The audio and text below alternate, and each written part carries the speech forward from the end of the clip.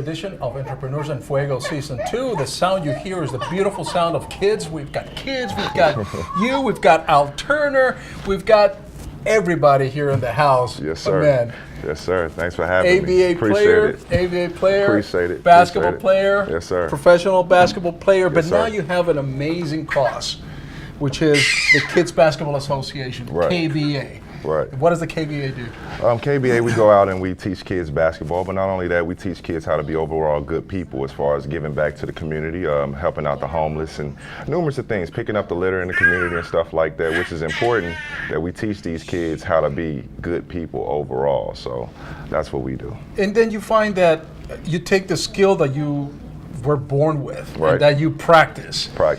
And practice. We're going to talk about that a little bit, but you take that skill and then you pass it on to somebody else. Yeah. To somebody else. And and that's the importance of learning something. Like, you learn something, you got to give back. I think, me personally, I think that is worth way more than gold to me, because it's your knowledge, it's what you know. But it's also teaching these kids the work ethic of the game. A lot of kids don't understand the work ethic.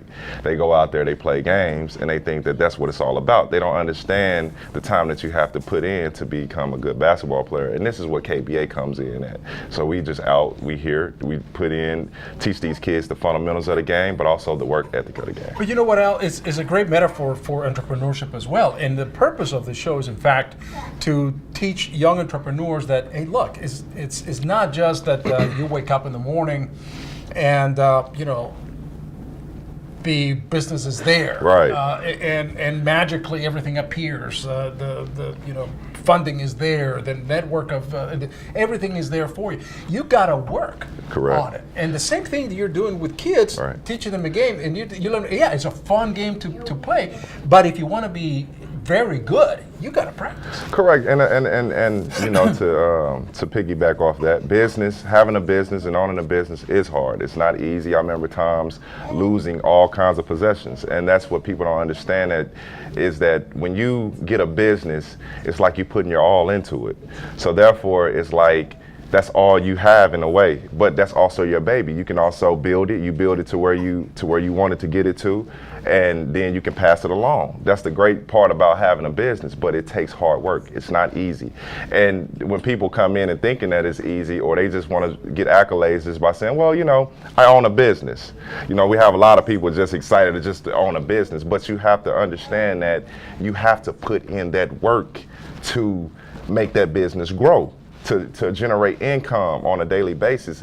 I feel like that what you do in a business, like if you sit home and you don't do anything, your business can't grow. But if you're going out, you promoting yourself, you out there, you shaking hands, and you constantly doing something every day that's going towards your business, I feel like that's how your business will grow, and then you reap from the benefits from there. But that's just how it works. And it's the same thing, what you're teaching through basketball to these kids, it's about life, right? Exactly. Because it's just not about the game, it is about business, it's about life. And these kids, I am certain, appreciate everything that you're doing for them. Yeah, and that's what it's about. It's about life, and life itself. I put basketball with life. So the same thing, just like you have to work hard in basketball, it's the same way you work hard in life. It's no difference. And a lot of people think that it's different, but it's really not. Just like in a business, I put business and relationship together. You see what I'm saying? So like when you're in a relationship, you have to work hard towards your relationship, right? And you're gonna go through you're gonna have rocky roads. Yep. And sometimes it's not gonna be as good in a relationship, and you wanna give up in your relationship. But at the same time, you work hard through it. You see what I'm saying? So that's what it's all about. That's cool. The sound that we hear is just the beautiful sound of your two beautiful little kids right back there. They're great. I call it daddy daycare. That's what But they're terrific. They're incredibly well behaved. Now, so you're growing up and you discover that you have this talent for basketball. Correct. Did you start off respecting the game, or were you more like, my talent's just going to take me to the next level and not really being disciplined? And did you find the discipline later, or how did that work out? I found the discipline later because I didn't know everything. I grew up around a lot of professional athletes, but they didn't teach me everything that I needed to know. So, I kind of put it in my mind, well, you know, I got this talent, I'm good, I can jump high and run fast, that's all it takes. But not understanding that you need a foundation. You need people that's behind you to help you to get to where you need to get to. But also you need a lot of discipline. And that's the same thing in business. You need discipline because, once again, some months is gonna be good and some months are gonna be bad. But I'd rather work for myself than work for corporate America, because at the same time, corporate America, if you look at it, like, I wouldn't want somebody to dictate my future, to have my future in their hands, right. Okay? So the thing is like, if you look wrong today, or if you 20, 30 minutes late, I can fire you. You see what I'm saying? So I didn't want that for myself. So, and I just wanted to, like I said, I wanted to build something for my family, so therefore I can pass on from generation to generation. But the discipline was very important in what kind of changed of course. Everything for you. Of course, you have to have discipline. You have to apply discipline in your everyday life, and that's just what it is. It's very, very serious. It's very, very serious to have discipline in your life. Was there a moment in your life where you kind of faced a huge obstacle and you were like, you know, I wish I had somebody that I can talk to, or a mentor, or somebody that can just kind of give me a little guidance? Man, I've been homeless. I've slept in cars. I slept, it's a lot of things, numerous. I slept in gyms. A lot of people don't understand my story. You know, I have a real good story. Like, I remember times where I couldn't even, you know, buy a burger, you know what I mean? And I keep that in my mind all the time. That's what keeps me humble. But that's also gives me the drive to go out and do what I do, but that also keeps me disciplined. So your experience in life is that's how you get your discipline. It's all about your experience in life. I think that's very important. I think that people don't understand that. Like, you gotta go through some things to know some things. People will look at you and say, oh yeah, he was a basketball player, he's a yeah. pro basketball player, oh yeah, he had it made. But they don't know what you went through to get to that position. Exactly, and you know, people don't want to know what you went through. They don't want to know what you go through still on a day-to-day basis. Just because I play professional basketball doesn't mean that I'm rich. You see what I'm saying? And that's what I'm saying. It's levels to this. And a lot of people don't understand the levels that it is. You have, you know, the NBA, which gets a lot of money. ABA really didn't pay that much. So for me to do what I do, you know, and to get to where I got, and everything that I got, it's been off of my business. It's been growing my business. It's like I had to start all over again. You see what I'm saying? So my work ethic is crazy, you know, and I tell people this, my work ethic is on a totally different level. I'm not like anybody else, and I try not to be like anybody else. I try to do things differently from everybody else. I think that's very important. The best thing that your life experiences have taught you so far, correct, what would you say? I say, man, it's definitely, I've been through my trials and tribulations, man. And I know I have more to come, but at the same time, I love life. And I feel like what doesn't kill you makes you stronger. And a lot of people need to understand that. That's just like within a business too as well. Like, you get a business, you have to understand that that's your baby. So you don't want anybody to come in there and trying to take down your baby.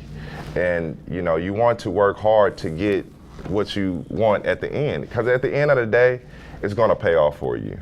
And it's like I said, you're going to go through your trials and tribulations. It's the same with life. You're going to go through with your trials and tribulations, but at the end of the day, the sun is always shining, you know, at the end of the day. And that's what I think. You went through these trials and tribulations, as you say it, and that gives you the authority and the legitimacy to teach other people, to teach kids. Because you're not just speaking from this high almighty position, you know, never having gone through it. You went through it, and now when you tell the story, kids better listen. Well, I have a testimony. Exactly. You see what I'm saying? And I think that's the important thing is that if you experience it and you've been through it, I think a lot of people should tell their story, because it can save somebody from going through what you've been through. But they have to be willing to listen to your story. I think that's very, very important, is listening. You have a lot of people that's out here in the world, but they don't want to listen. Like, you could tell somebody, oh, the sky is blue outside, but in their mind, they may think it's gray. You see, and that's the thing. It's like, they have to be able to listen and follow by example. Like, all right, look, this is what I've been through, this and this and this and that. So, you know, I expect you to do the same thing. how do you get those kids that you are teaching? How do you get them to listen to you? Man, I run them to death. Oh, you're not listening to me? Go another lap. I think that comes with discipline. Like, you have to, I think that kids got to understand there's consequences behind this. Like, you just can't do something and think that there's nothing that's going to happen, because there's always something's going to happen. Like, if you do something bad, something's going to happen to you. If you don't listen, something bad's going to happen to you. It's the same thing. It's nothing different. It's all about life. So if you teach in life, you can teach anything. I think I'm teaching adults too. Oh, sure. Coming in, from me, I think the parents that come out there, I think that they're learning too, I think that we forget how to be human beings sometimes because we're so trapped up into our own world and we're so selfish as people, and I think that's important too as well. And it may be that the adults wind up learning more of the lessons that you're teaching through their kids, and they hopefully take that back home and instill in their kids. Man, I think, and that's true, and that's what KBA is about. It's about teaching respect. It's about teaching love. It's about teaching how to be a good overall person. It's about teaching, like I tell kids, like, what do you say when, somebody in front of you? You say, excuse me. We lost those values in life. And I think that's right there, it's the key. I think humanity will be lost if we lose those values, those key values as far as respect and loving one another. I think once that's lost, I think everything is pretty much lost.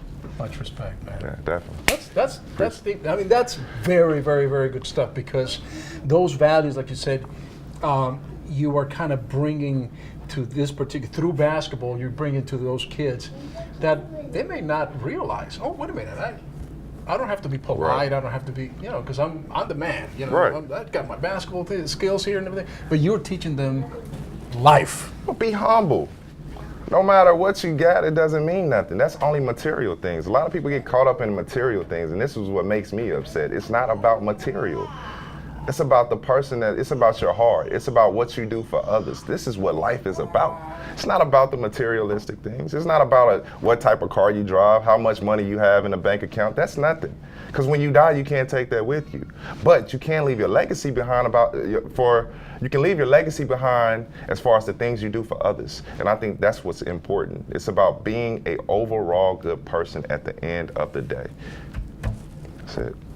Those are the lessons that get you, man. Al Curtis, my man. You're going to have to come back and just... Yeah, I'm going to have to come back without the kids, They did just fine. And look at it. Come here. You want to say hi?